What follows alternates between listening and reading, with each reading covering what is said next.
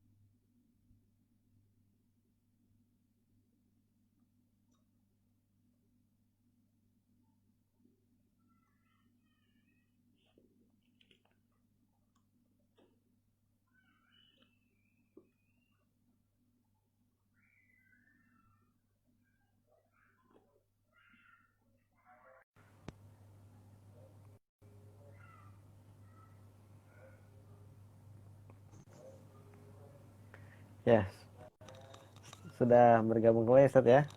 Iya. Ya, mohon maaf ini sedikit mati dan teman-teman dari para sahabat Quran juga belum semuanya bergabung kembali ya di live streaming ini. Jadi baik teman-teman semua, mohon maaf atas segala kekurangannya ya. Ada beberapa yang ternyata ada durasi ya. Anda baru tahu juga di live streamingnya ada durasi ya, Ustaz ya. Jadi Emang tidak, jam iya iya iya, harusnya sih. insya Allah. Hmm.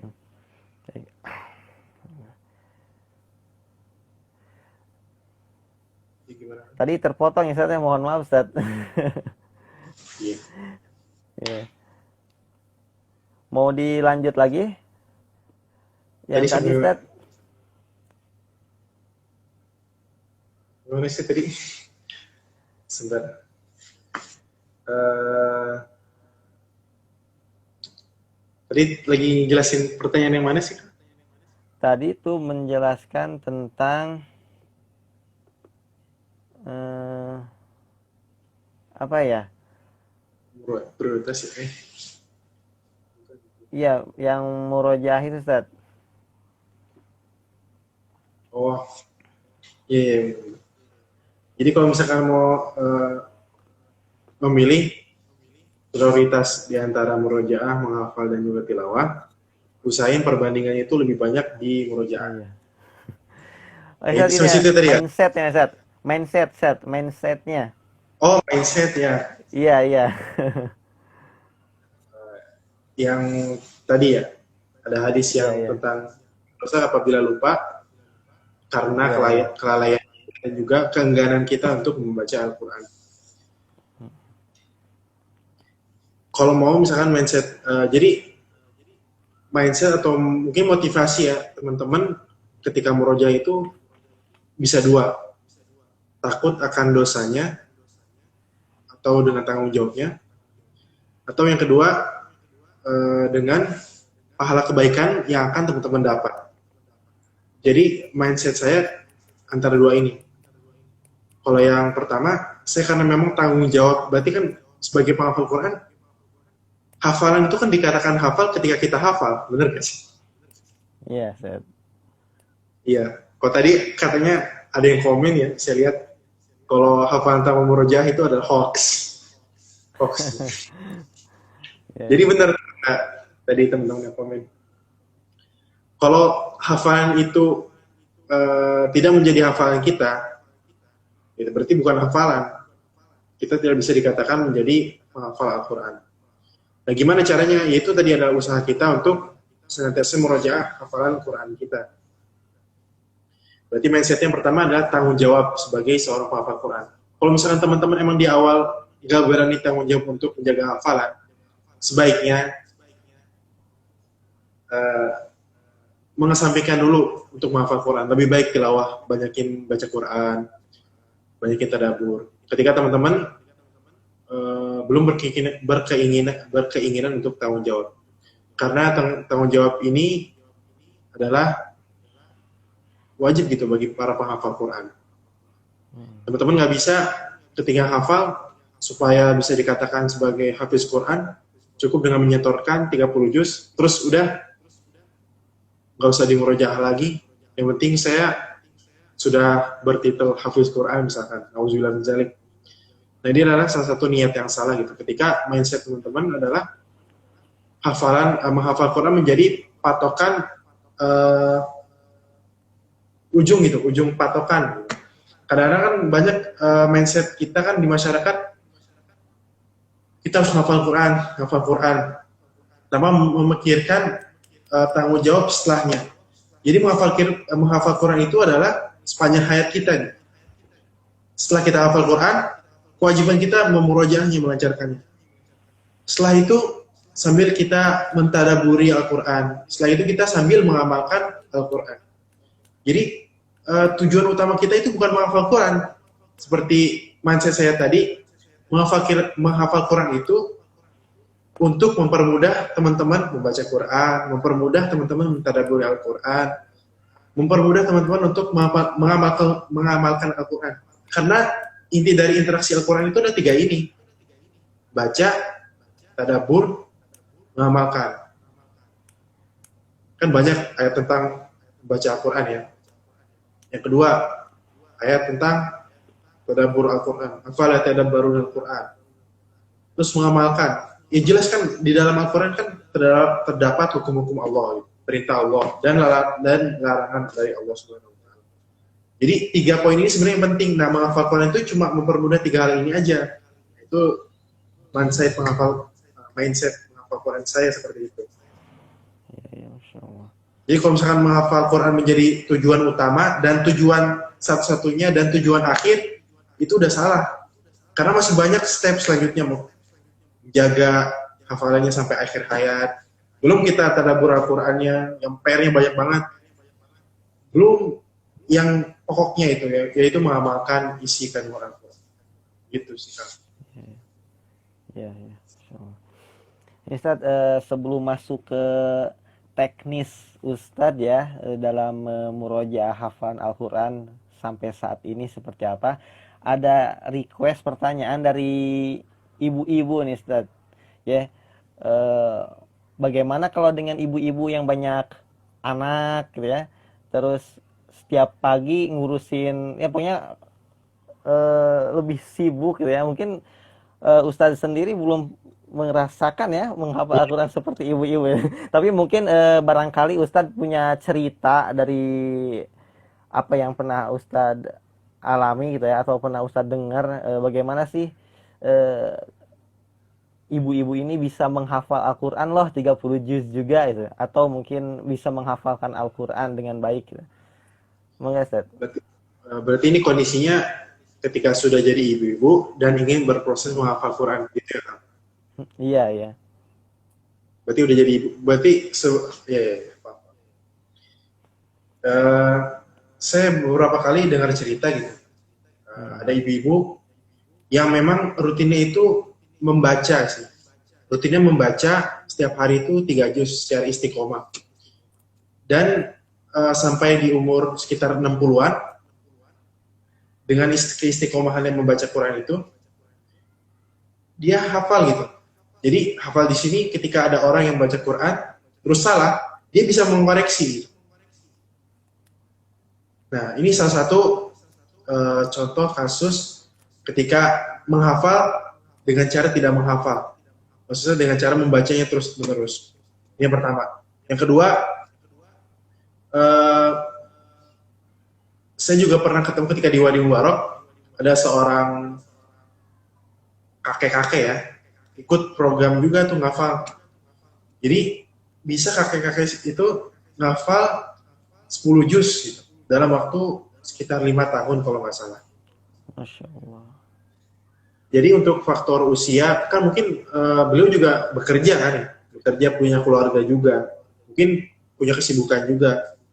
Dan ini bukan jadi alasan gitu bagi para ibu-ibu untuk bisa tetap menghafal Quran. Tadi asalkan kita punya prioritas waktunya.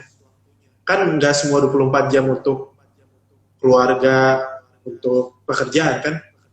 Masa untuk diri sendiri nggak ada gitu. Pasti insya Allah kalau misalkan dicari-cari atau diluangkan waktunya bisa.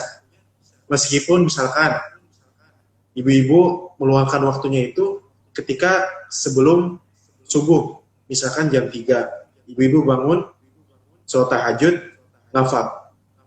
Insya Allah kalau misalkan itu diistiqomahkan aja, dari jam 3 misalkan sampai subuh, jam sekitar jam 4, jam setengah 5 gitu. Dapat waktu 1,5 jam buat ibu-ibu ngafal Quran di waktu tersebut, itu kan waktu yang sangat mustajab juga ya, di sepertiga malam akhir. Ibu-ibu setelah tahajud bisa tuh diluangkan waktunya untuk ngafal Quran, untuk murojaah. Walaupun nanti setelah subuhnya udah langsung sibuk ya. Habis subuh, biasanya pas lagi subuh bangunin anaknya, terus nyiapin sarapan, terus mempersiapin suaminya gitu untuk berangkat kerja. Terus belum lagi kalau ibunya itu sendiri kerja juga gitu. Tapi insya Allah kalau misalkan ibu menggunakan waktu tersebut jam 3, insya Allah nggak ada yang ganggu ya Bu. Anak masih tidur, misalkan. Suami masih tidur. Nah ini gimana caranya kita meluangkan waktu, kalau misalkan tadi nggak bisa ba'da subuh atau ba'da maghrib. Tapi insya Allah ba'da maghrib bisa sih. Teknisnya gini, ibu ngajak seluruh keluarga ibu untuk sama-sama ngafal Quran, sama-sama murojaah Quran. Jadi buat majelis gitu semuanya harus baca Quran ketika ba'da maghrib. Jadi ibu sendiri punya waktu ibu untuk dengan Quran, dan juga ibu mengajak keluarga ibu-ibu untuk berinteraksi dengan Quran juga. Nah insya Allah tuh bisa ya. Sama seperti ibu saya juga gitu. Nah, ba'da maghrib itu wajib sama ba'da subuh. Jadi emang sekeluarga itu udah standby dengan Qurannya masing-masing. Begitu. Kan kalau semuanya megang Quran kan nggak ada yang ganggu kan ibunya. Ibunya juga bisa baca Quran. Masya Allah. Ya mudah-mudahan bisa terjawab ya, Insya Allah.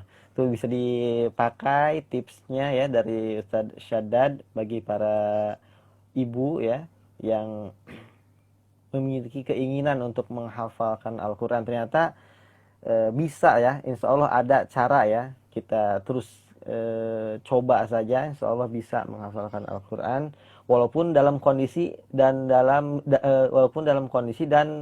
sebagai berprofesi sebagai apapun gitu ya, bisa ya Ustaz ya. Insya Allah. Mau pekerja, sekolah, mahasiswa dan lain sebagainya, asalkan tadi bisa memprioritaskan diri dengan Al-Qur'annya seperti itu. Nah, baik Ustaz. Tips dari Ustadz sendiri ya, yang mungkin sekarang sudah 30 juz Al-Quran. Nah, bagaimana caranya memurojaah hafalan yang 30 juz Al-Quran itu? Apakah mungkin sehari langsung 30 juznya di murojaah, atau ada tips tersendiri dari Ustadz untuk para teman-teman yang lain bisa memurojaah dengan maksimal Ustadz? Ini dalam kondisi orang yang sudah hafal 30 juz gitu. Ya, yang sudah hafal 30 juz. Ya, maksimalnya yang sudah hafal 30 juz. Oke. Tadi kan sudah dijelasin ya Kang, macam-macam cara murojaah gitu. Tinggal kita sesuaikan saja dengan kondisi hafalan kita gitu Kang. Kalau misalkan saya sendiri ketika di pesantren ya, itu saya lebih memprioritaskan untuk persiapan tasmi. Jadi setiap minggu itu saya tasmi 5 juz gitu, sekali duduk. Selama setiap sekali seminggu itu tasmi 5 juz. Minggu depan 5 juz sampai 30 juz. Setelah itu coba tasmi 10 juz, 10 juz, 10 juz, baru 15, baru 30 juz sekali duduk gitu, selama 1 hari. Alhamdulillah pernah kan gitu kan, sekali nyoba gitu waktu itu. Pada subuh nyoba, mulai start juz 1, asar udah juz 29 kan. Jadi setelah asar itu tinggal juz 30 dan juga katakan jam 4 gitu. Dan ini memang bacanya kalau menurut saya nggak sesuai kaidah tajwid ya, karena terlalu hadar gitu. Kan tingkatan bacaan kan ada yang tahqiq, tadwir, Hmm. hadar.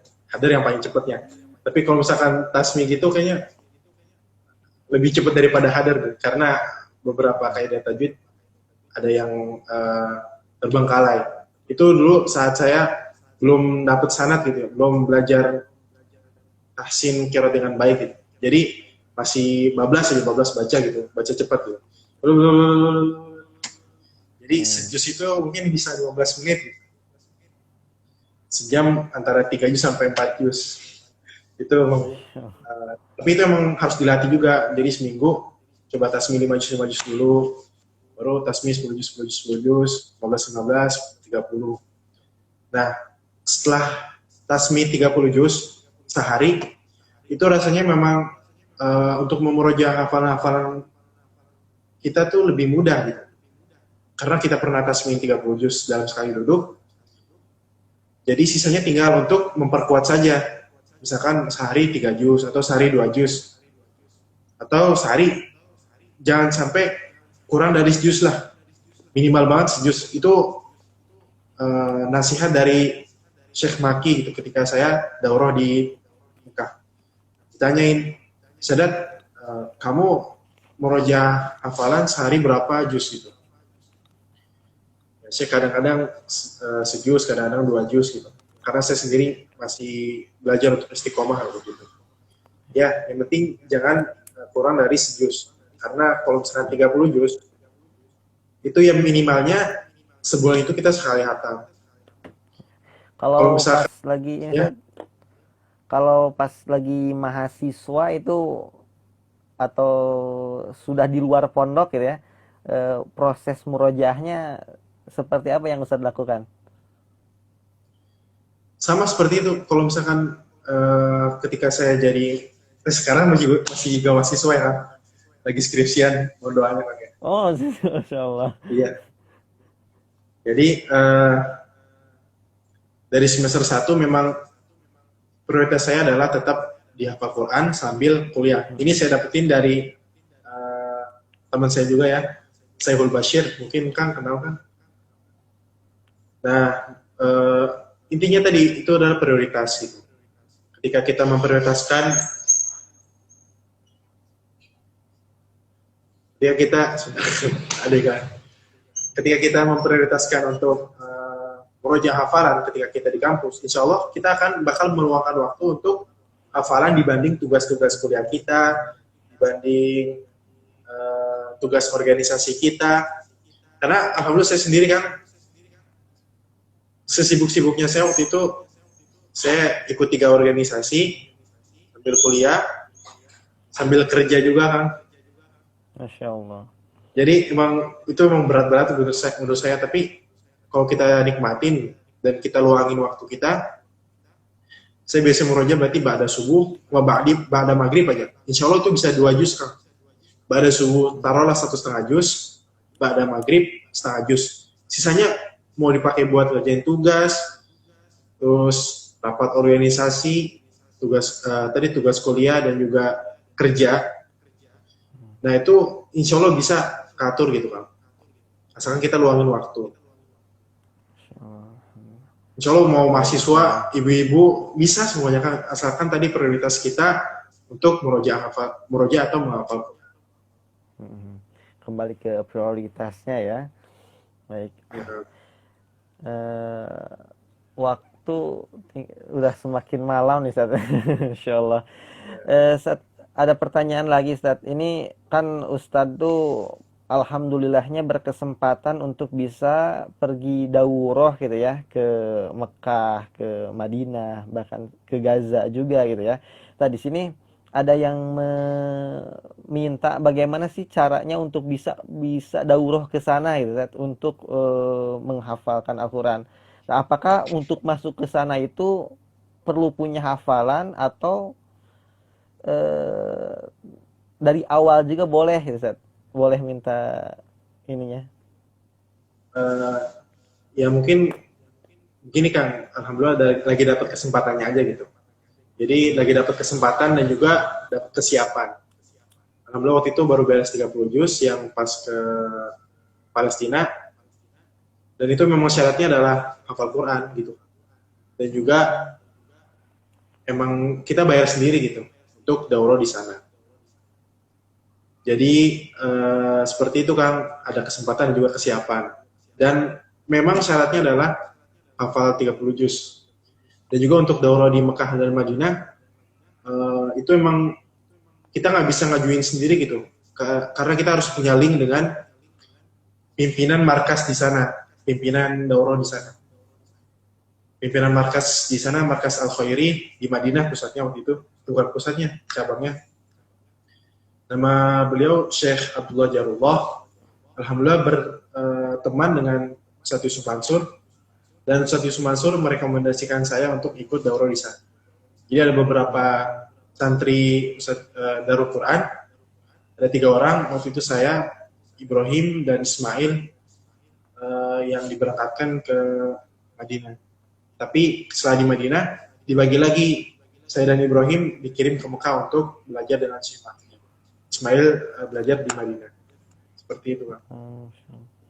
Jadi Jadi emang emang harus punya link juga ada sih, modal ya, dan ada juga link. linknya juga. Masya Allah. Iya, iya, iya. Biayanya juga lumayan tuh. Ya. Hmm, iya, Tapi kalau misalkan daurah yang di Mekah Madinah itu, kita bayar transport doang. Jadi kita bayar tiket PP-nya aja. Kalau di sana itu udah ditanggung semua sama yayasan di sana. Masya Allah. Bagaimana perasaannya? Lebih nikmat setoran di sana atau di Indonesia, Zat? Kalau untuk nikmat kan sama-sama Al-Quran ya, insya Allah sama-sama nikmat. Kalau di Mekah ya lebih kerasa, lebih hati-hati aja sih Kang. Oh, Karena kan memang tanah haram ya. Kita iya, nggak iya. boleh sembarang macam main-main gitu ketika daurah gitu. Kalau misalkan daurah di Indonesia mungkin lebih santai gitu kelihatannya. Kalau di Mekah kan lebih, cuma waktu itu daurah di Mekah itu memang mandiri banget lah istilahnya. Kita alhamdulillah dapat link keturunan orang Indonesia, terus kita tinggal di rumah di lantai atasnya gitu. Jadi kalau yang terfasilitasi dengan baik itu yang di Madinah Kang. Di Mekah itu Iya. memang rada kurang sih Kang. Cuma alhamdulillah dapat link tinggal di sana. Namanya Syekh Sholah Bugis. Beliau salah satu musyrif di Masjidil Haram. Jadi kan di Masjidil Haram ada kajian-kajian. Beliau salah satu pengurusnya. Nah, beliau ini keturunan Bugis gitu. Tapi jauh-jauh gitu dari kakek-kakeknya mungkin. Itu udah lama tinggal di Mekah dan juga udah berwarga negara Arab Saudi. Kalau untuk akhwat, ada juga akhwat gitu. Cuma sekali lagi itu gimana link teman-teman dengan mudir dari markas di sana. Ada kemarin waktu itu seangkatan dengan Ustadz Bashir, ada juga akhwat yang kesana 2 orang dari Indonesia. Iya, iya. Alhamdulillah. Ya, jadi seperti itu ya untuk bisa daurah ke Mekah, Madinah atau ke Gaza ya, Masya Allah. Jadi emang ada kesempatan dan juga apa Ustaz itu tadi Ustaz? Kesiapan dan link, Kesiapan ya, relasi kesempatan, dan relasi. kesiapan, link ya, Masya Allah. Ya Kalau 3 hal mudah-mudahan itu ketemu, kalau 3 hal tersebut ketemu, insya Allah bisa jalan untuk daurah. ya, ya mudah-mudahan kita apa beberapa orang atau dari kita yang hadir di sini gitu ya, yang hadir di sini atau teman-teman semua yang sedang menghafalkan Al-Qur'an bisa berkesempatan ya untuk bisa eh, merasakan setoran hafalan Al-Qur'an juga di Mekah atau Madinah gitu ya. Ya amin ya Allah ya rabbal alamin. Ini Ustaz banyak sekali pertanyaan-pertanyaan ternyata yang ada di komentar ya Ustaz. Ustaz lihat sendiri juga Masya Allah. Tapi berhubung waktunya juga sudah menunjukkan pukul 9 lebih ya Zat ya. Ini kalau dituntaskan semua pertanyaan-pertanyaannya sepertinya akan sampai larut malam, karena Masya Allah semakin malam ternyata semakin banyak pertanyaan-pertanyaannya Zat. Insya Allah. Baik, sepertinya kita cukupkan saja ya Zat ya, Ya, teman-teman sahabat Quran. Diakhiri mungkin dari closing statement dari Ustadz, barangkali ada beberapa poin-poin penting yang belum tersampaikan untuk teman-teman semua yang ada di sini, Ustadz. Tafadhol, Ustadz. oke, oke, baik. Bismillah, untuk kunci dari menghafal dan memurojaah adalah istiqomah.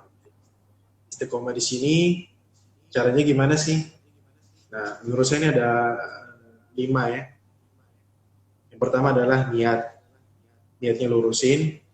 Yang kedua, buat target. Jadi jangan lupain target. Mau target itu target ngafal atau target murojaah. Yang ketiga, itu ikhtiar kita sungguh-sungguh. Jadi ketika memang waktunya untuk ngafal, ya fokus ngafal.